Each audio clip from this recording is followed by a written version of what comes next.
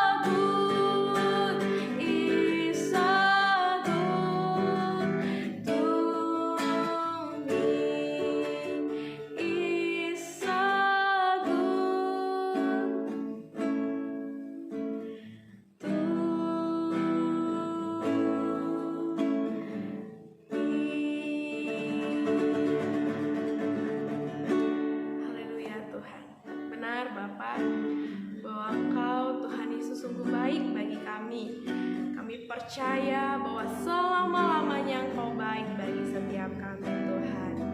Terima kasih Bapak. Terima kasih kalau kami, Tuhan, boleh memuji dan menyembah Engkau. Dan terima kasih buat hadirat-Mu yang telah kami rasakan, Tuhan. Saatnya kami siap untuk mendengarkan kebenaran firman-Mu, Bapak. Kami percaya Roh-Mu, Tuhan, itu akan mengajari dan memimpin kami, sehingga ketika firman-Mu yang kami dengar itu akan diberkati bagi kami, dan kami akan melakukannya sesuai dengan kebenaran firman-Mu. Urapi hamba-Mu yang akan menyampaikan kebenaran-Mu, Tuhan. Kami percaya Roh Kudus Kau menjamahnya, Tuhan. Terima kasih Bapak. Kami sambut firman-Mu hanya dalam nama Yesus baik. Haleluya. Amin. Salam Bapak Ibu, Saudara sekalian. Kembali kita akan sama-sama mendengarkan kebenaran firman Tuhan setelah kita menikmati pujian penyembahan kita. Dan saya percaya Tuhan hadir, Tuhan ada di tengah-tengah ibadah kita pada malam hari ini. Saudara-saudara, satu hari Tuhan Yesus, saudara, didatangi oleh seseorang. Dan ketika orang itu ada di depan Yesus, dia meminta sesuatu dari Tuhan. Saudara-saudara, apa yang dia minta? Dia bilang begini sama Tuhan, Guru, tolong atur gitu ya, tolong bantu jelaskan kepada saudaraku supaya dia itu berbagi warisan dengan aku dengan baik. Gitu. Saudara-saudara, kalau kita bicara permintaan kepada Tuhan, tentu itu sesuatu yang baik. Tetapi kita lihat, saudara, ketika Yesus mendapat permohonan atau permintaan dari orang ini, apa yang Yesus jawab, saudara? Kalau dalam bahasa sehari-hari, kita lihat Yesus bilang, itu bukan urusan aku, gitu. Uruslah sendiri, gitu ya. Saudara, kenapa Yesus menjawab seperti itu? Kalau kita lihat memang di dalam ayat-ayat itu tidak kita temukan, saudara, kenapa dia menjawab itu. Tapi saya melihat, saudara, kenapa Yesus menjawab seperti itu? Karena persoalannya ada satu hati yang Yesus lihat dalam hidup orang ini yang tidak beres, yang tidak tepat.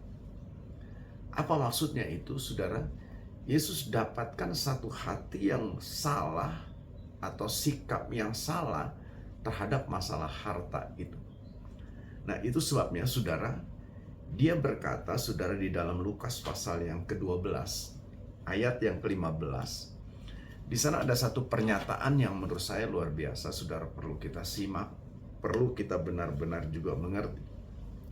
Tuhan Yesus bilang begini, katanya lagi kepada mereka, berjaga-jagalah dan waspadalah terhadap segala ketamakan.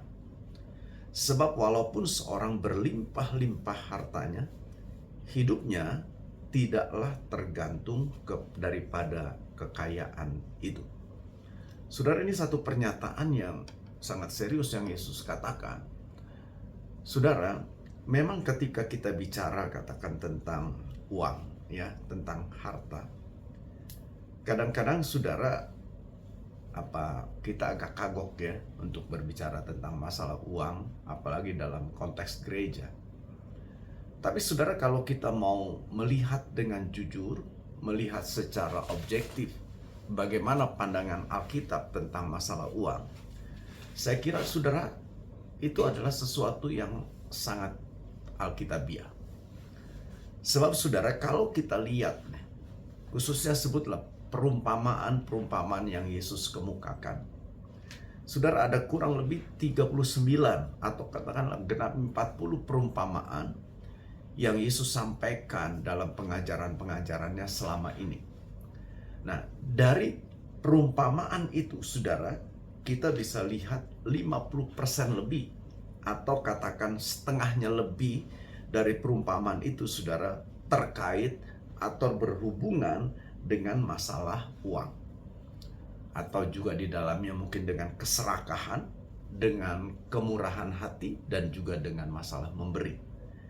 Jadi kalau begitu, saudara, kita melihat berbicara tentang masalah harta atau uang, bukan sesuatu yang dilarang begitu, bukan juga sesuatu yang duniawi, bukan juga sesuatu yang tidak alkitabiah, tapi justru Alkitab mengajarkan itu.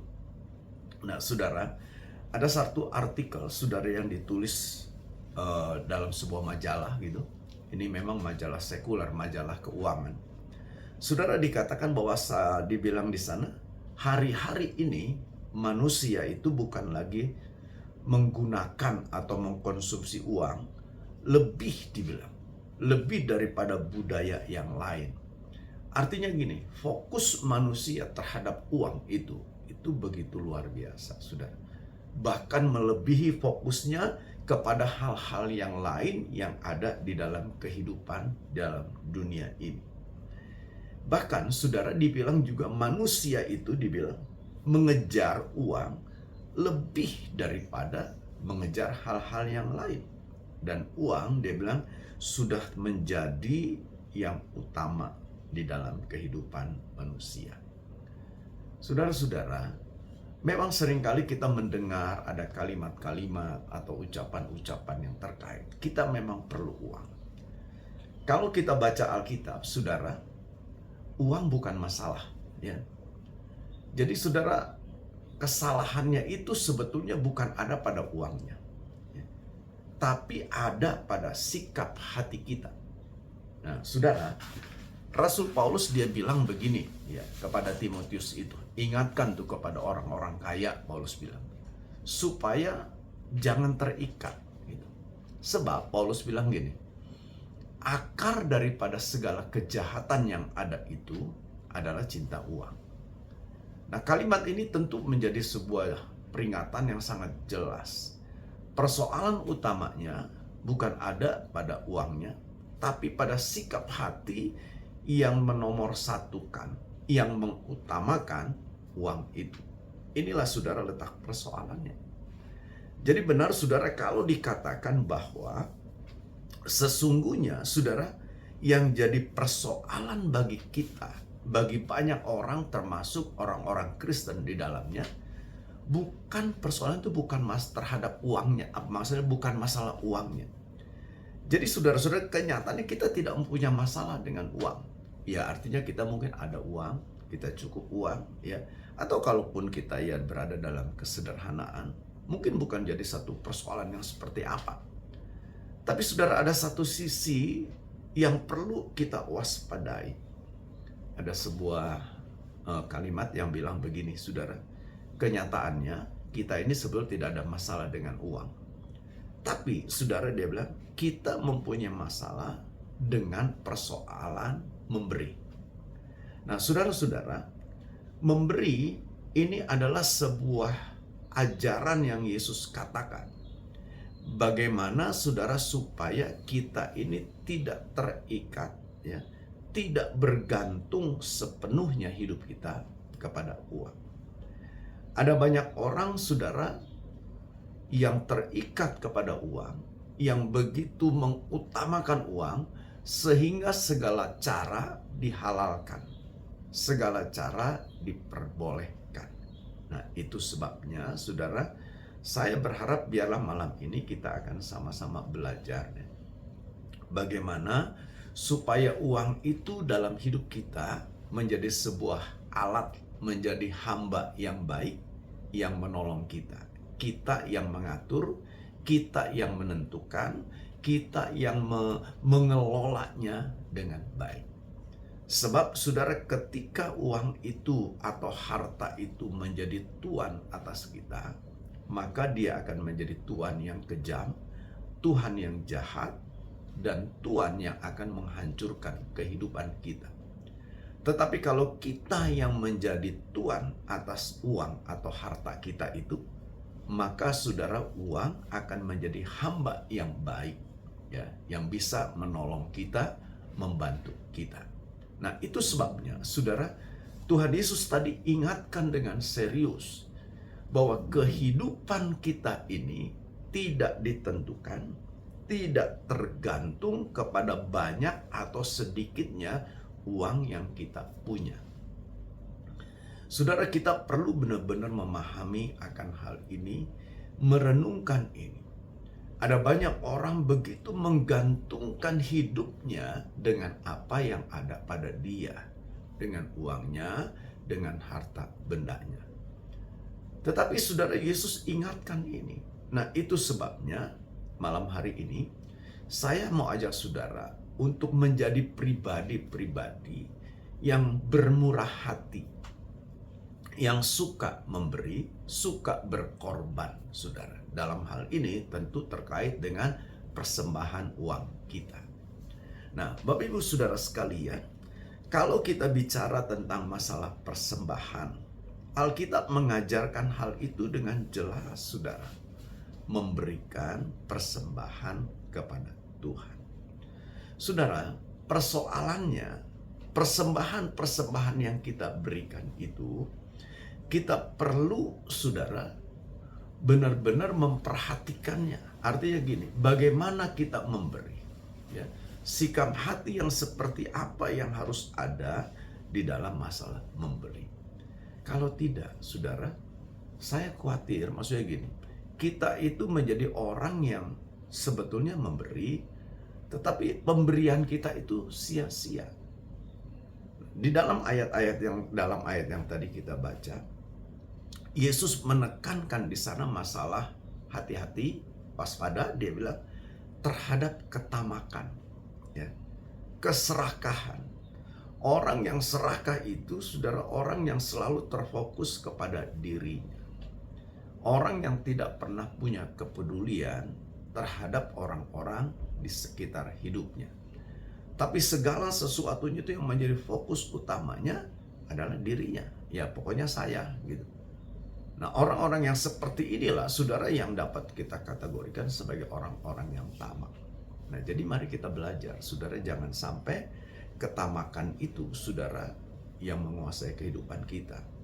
Jangan, sebab itu nanti akan menjebak kita, saudara. Kita berpikir, wah, kalau saya tidak punya uang, tidak punya harta, ya saya tidak bisa hidup seperti yang begini.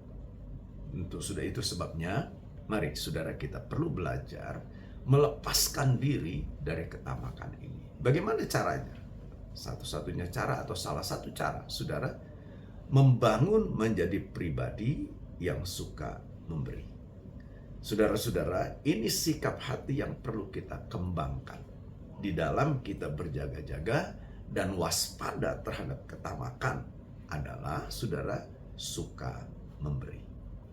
Nah, saudara, saya tadi katakan bagaimana? Oke lah, kita mau memberi, tapi tidak semua pemberian kita itu berkenan kepada Tuhan, ya. Nah, itu sebabnya kita perlu juga perhatikan bagaimana sikap hati kita di dalam memberi. Ada beberapa hal, saudara, yang Alkitab ingatkan kepada kita. Yang pertama, saudara, sikap hati di dalam memberi seharusnya tidak seperti kita sedang membayar hutang, gitu, saudara, ya. Saudara-saudara, jadi kita memberi kepada Tuhan bukan berarti seperti orang yang bayar hutang, gitu. Tetapi saudara-saudara, ini memang merupakan sebuah hati yang memberi dengan sukacita, ya, memberi dengan rasa sukacita. Jadi tidak memandang itu sebagai sebuah kewajiban. Kalau kita bicara tentang hutang, ya wajib bayar, saudara, ya, harus bayar. Tapi memberi kepada Tuhan memang itu sesuatu yang harus kita lakukan. Ya, bukan masalah karena hutang atau tidak, gitu. Tapi itu yang memang Alkitab ajarkan dan harus kita lakukan itu, saudara, dengan penuh sukacita, bukan dengan keterpaksaan, gitu, ya. Nah, jadi coba saudara pikirkan, ya, apakah setiap pemberian kita, entahkah itu di gereja, entahkah itu di luar gereja, saudara, kita berikan dengan penuh sukacita? Atau ada sesuatu di balik pemberian kita itu? Nah, ini yang saya kira perlu kita hindari dengan serius, dengan sungguh-sungguh. Jadi bukan ada maksud tertentu, bukan ada orang bilang ada udang di balik batu, begitu, ya. Kita memberi karena supaya orang memuji kita. Kita memberi, saudara, mungkin karena supaya kita dapat posisi, supaya kita dianggap sebagai orang yang luar biasa dan sebagainya. Bukan seperti itu. Ada juga mungkin orang yang memberi, saudara, dengan terpaksa, ya tidak sukacita gitu. Nah, saudara-saudara, Alkitab ajarkan kepada kita memberi dengan sukacita. Karena Tuhan senang, saudara, Tuhan memberkati orang-orang yang memberi dengan sukacita. Itu yang pertama. Yang kedua, saudara-saudara, mungkin kita berkata bahwa jika kita nanti memiliki uang, maka maka nanti pasti saya akan berikan. Saudara, ini kalimat yang sering kali kita dengar orang berkata, wah kalau saya jadi orang kaya, saya nggak akan pelit lah. Kalau saja saya punya uang banyak seperti orang itu, wah saya akan memberi. Saudara, menurut saya ini pemikiran yang keliru, ya. Sebab memberi itu bukan masalah kaya atau miskin. Bukan masalah, wah kita banyak uang baru kita bisa memberi. Enggak begitu. Nah, itu sebabnya Alkitab mengajarkan, coba kita belajar, saudara, melakukan pemberian itu ya pada hari ini. Ya kita punya dalam jumlah kecil, ya kita memberikan menurut ukuran yang ada pada kita tentunya, saudara. Nah, itu sebabnya, saudara, coba belajar, jangan menunda, jangan pernah berpikir nanti lagi lah kalau saya uangnya lebih. Tapi saudara, belajarlah untuk melakukan, saudara, seperti yang firman Tuhan katakan. Jadi jangan pernah kita berpikir nanti kalau sudah kondisinya mencapai kondisi tertentu, baru saya memberi. Bukan seperti itu. Seharusnya, saudara-saudara, kita tidak berpikir seperti itu. Karena apa, saudara? Karena firman Tuhan berkata, jika kita setia dalam perkara yang kecil, maka kita akan setia dalam perkara yang besar. Saudara-saudara, jadi memberi kepada Tuhan, memberikan persembahan, itu tidak tergantung sebetulnya kepada kita kaya atau miskin, kita punya uang banyak atau uang sedikit. Mari coba belajar, saudara, untuk dapat melakukan dalam kondisi kita sekarang ini. Ya. Mungkin kita dalam keadaan sederhana, tidak banyak uang yang kita miliki, tidak banyak harta yang kita punya. Ya kita belajarlah saat ini, gitu saudara, untuk melakukan itu. Saya mendengar, saudara, sebuah kesaksian dari seorang anak Tuhan. Ya. Pada waktu saya dengar kesaksian itu, posisi dia sudah menjadi orang yang diberkati secara materi. Dia bekerja, dia berbisnis, dia punya posisi yang luar biasa, saudara, dalam pekerjaannya. Tentu dengan gaji yang besar, dengan upah yang besar yang dia terima. Tapi saudara, dalam kesaksiannya, dia bilang begini, ya, saudara jangan lihat saya sekarang. Saudara mungkin lihat saya sekarang sukses, saya punya posisi di tempat saya bekerja, saya mendapatkan upah yang besar, gitu. Saudara jangan lihat itu, sebab dia bilang, saya telah belajar setia kepada Tuhan itu sejak saya ada di bawah. Jadi saudara, ketika dia selesai sekolah, bahkan dia bilang, dari sebelum saya bekerja, sementara saya masih sekolah di SMA, saya kuliah, dia bilang, saya belajar untuk tahu memberi. Memang pemberian saya pada saat itu, barangkali nilainya itu sangat rendah. Tidak istimewa lah begitu ya, tidak bisa diperhitungkan seperti ya dibandingkan dengan kondisinya sekarang. Tapi yang dia bilang, saya senantiasa setia, baik dalam persembahan di ibadah hari Minggu, persembahan kepada orang-orang yang membutuhkan, juga dia bilang dalam persembahan persepuluhan saya. Jadi saya tidak pernah berpikir, nanti tunggu saya kaya dulu, saya sukses dulu, baru saya bisa memberi. Tapi saya lakukan, dia bilang, saudara, mulai dari hal yang kecil. Pada saat saya ada di level yang rendah, saya setia. Ketika saya mulai bekerja di level yang rendah itu, saya setia dalam memberi. Dan saudara-saudara, dia bilang, kalau hari ini saya dipercaya Tuhan untuk posisi ini, dipercaya Tuhan untuk memiliki harta yang lebih. Satu hal yang saya tahu, Tuhan menggenapi apa yang dia katakan. karena saya melakukan, saya setia dengan perkara-perkara yang kecil, maka Tuhan mempercayakan perkara yang lebih besar kepada saya. Nah, Bapak Ibu, Saudara sekalian, ini kesaksian bukan, maksudnya saya bukan sebuah cerita kosong ya, tapi saya dengar itu sudah. Ya sekarang memang saya sudah lama nggak pernah ketemu lagi dengan orang itu, tapi saya pernah dengar kesaksiannya. Dan dia benar-benar diberkati Tuhan begitu luar biasa. Jadi saudara-saudara, kita perlu belajar bagaimana kita melakukan, memberi, ya, bermurah hati bukan pada saat kita nanti kalau kita kaya gitu. Tapi mungkin pada saat-saat sekarang ini sudah orang berkata saat ini kan susah gitu ya.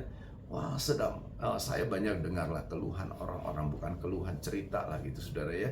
Bagaimana dunia usaha mengalami kelesuan, bagaimana situasi seperti ekonomi ini kok berat sekali. Saudara-saudara, justru di tengah-tengah situasi yang seperti ini, saya melihat bagaimana Tuhan ingin tahu nih saudara, apakah kita punya hati yang setia dalam saat-saat seperti ini, dalam perkara-perkara yang kecil ini. Dan saya percaya Tuhan tidak akan pernah salah ketika Dia berkata, kalau kita itu setia, saudara, dalam perkara yang kecil, maka Dia akan mempercayakan kepada kita perkara yang besar. Dan saudara memberi dengan murah hati dimulai hari ini gitu kan. Dan pada waktu apapun kondisi level kita. Kita ada di bawah, kita ada di tengah, atau pada saat kita di atas. Jadi mari saudara belajarlah untuk memberi. Karena saudara-saudara, inilah hati seorang yang mencintai Tuhan. Lalu yang ketiga, saudara, bagaimana kita bisa memberi? Saudara-saudara, kita harus memberi dengan penuh ucapan syukur. Kenapa begitu, saudara?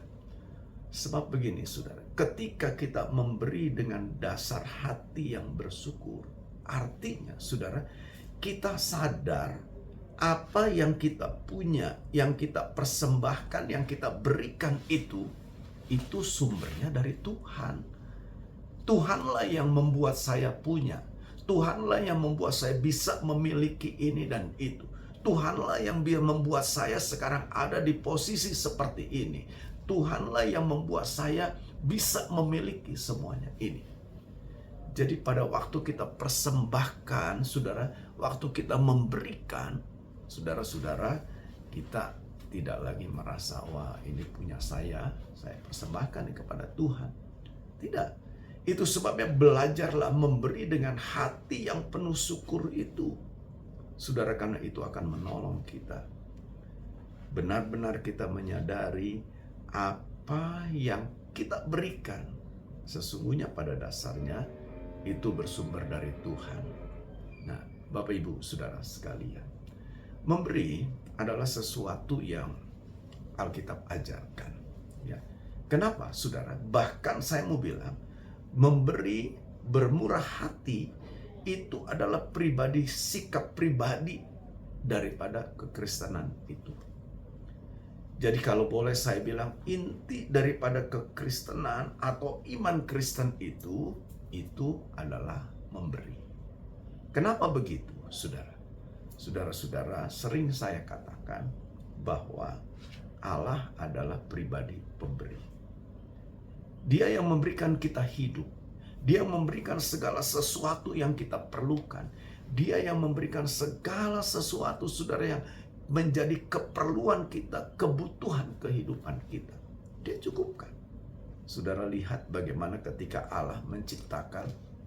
Saudara-saudara, manusia diciptakan oleh Tuhan pada penciptaan, katakan yang terakhir, di hari yang terakhir. Dari hari pertama, kedua, ketiga, dan seterusnya dia ciptakan segala sesuatunya itu. Dan puncak penciptaannya, dia ciptakanlah manusia. Secara sederhana, saudara, kita bisa bilang begini. Sebelum Tuhan ciptakan manusia, Tuhan siapkan dulu segala sesuatu yang diperlukan oleh manusia untuk kehidupannya. Saudara, ini sikap Tuhan, ini hati Tuhan, menjadi pribadi yang memberi. Lalu saudara, kita lihat Tuhan buat taman Eden bagi manusia. Ditempatkanlah manusia itu di sana. Dan semua dicukupi, semua ada, saudara. Kembali kita lihat bagaimana pribadi Allah sebagai pemberi yang begitu luar biasa. Manusia kemudian berontak, jatuh dalam dosa. Apakah setelah manusia jatuh dalam dosa, Allah buang, dalam arti sudahlah, terserah kamu. Saudara, setelah itu Allah tidak peduli lagi? Enggak begitu juga, saudara. Kita melihat saudara, Allah bertindak dalam hal itu. Alkitab jelas berkata Allah datang mencari Adam dan Hawa yang sudah berdosa. Bukan Adam dan Hawa yang datang sama Tuhan. Bukan mereka yang berdosa itu yang datang minta ampun. Aduh Tuhan, saya salah. Enggak, sudah. Tapi kita lihat hati Allah sebagai pribadi pemberi itu. Dia datang, dia cari Adam.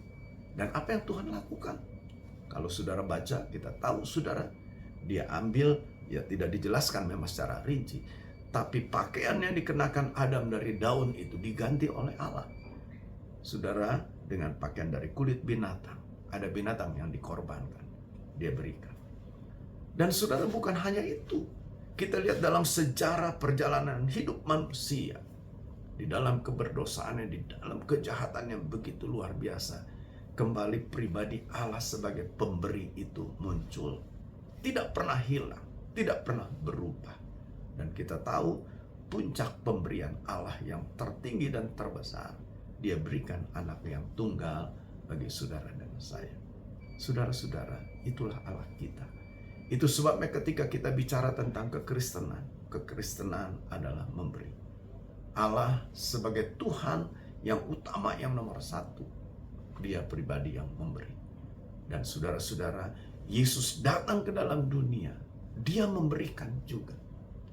Memberikan pengajaran, pertolongan, dan sebagainya. Puncak pemberiannya, dia berikan hidupnya. Dia berikan nyawanya menjadi tebusan bagi kita sekalian. Saya berharap biarlah ini menjadi satu perenungan yang serius buat kita. Saudara-saudara, biarlah kita tidak menjadi orang yang tamak, yang hanya terfokus kepada diri kita, dan diri kita. Tapi kita mau terbuka hati kita.